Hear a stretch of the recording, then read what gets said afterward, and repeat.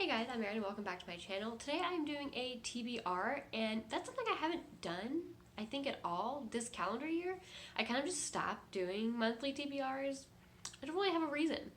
Like, there wasn't like a big decision I made or anything. I just stopped doing them, I guess, and then just didn't pick it up after I skipped one month by accident or anything. So that being said, I am doing one for the month of May because I am participating in Medieval-A-Thon, which is a read-along, month-long read-along hosted by Holly Hart's Books, and I will link her announcement video so you can get all the details on it.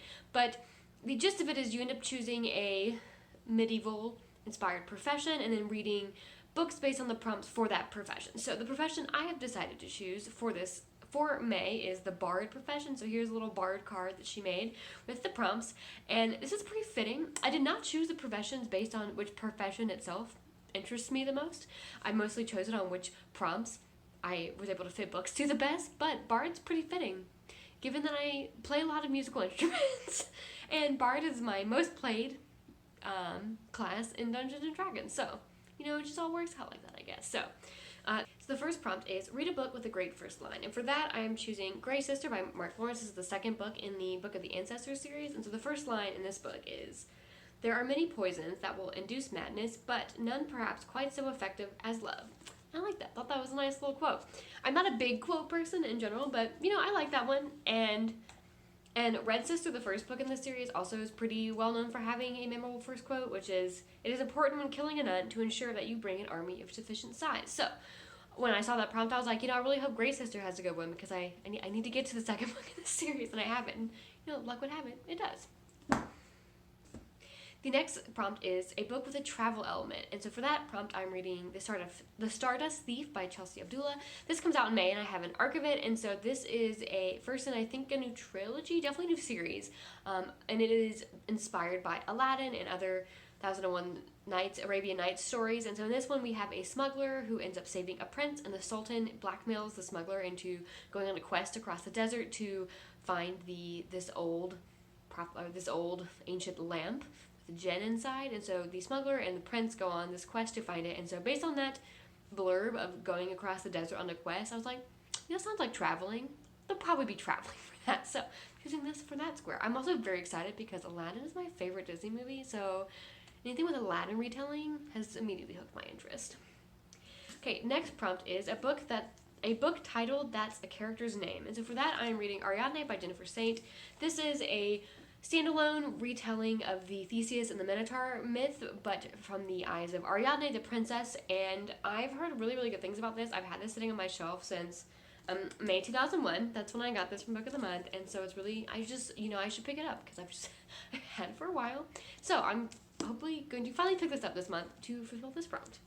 Next prompt is a book over 400 pages, and I realized I didn't actually check how many pages this book has. It just looks over 400. Okay, yeah, it's over 400. So that is The House of Always by Jenn Lyons. This is the fourth book in the Chorus of Dragons series, and I don't even know how to pitch this series. There's so much going on in this series, but the first book in the series is The Ruin of Kings. You can see them all sitting here. And so this series follows Kieran, who is a royal bastard, who in the first book finds out he comes from a royal family, and it's his story, as well as the series go on, it kind of expands more to a bigger cast of characters, and they kind of all end up facing this kind of world-ending event that they're going to try to stop. You have very queer cast of characters. You have gods walking among us trope. You have what I think this series is most notorious for in the fantasy community, which is its narrative style. Some might call it needlessly confusing. Some might call it entertainingly complex. Kind of just depends on how you feel about it. But there's definitely a lot of skipping timelines and back and forth with the narrative structure throughout the books, and lots of footnotes, which I love. And yeah, I am excited to get to the fourth one. The fifth book in this series comes out tomorrow, as of when I'm filming this, April 26th.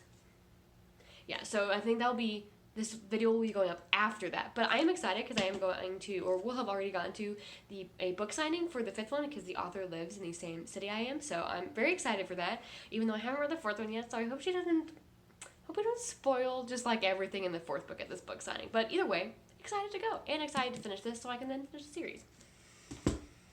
And then the last prompt is a book with multiple authors, and for that I am reading The Liar's Knot by M.A. Carrick. This is written by a writing duo, Marie Brennan and Alec Holmes, I think is the other author's name. Admittedly, I am very familiar with Marie Brennan's work, and so I always remember her name easier. Yeah, Alec Holmes. Okay.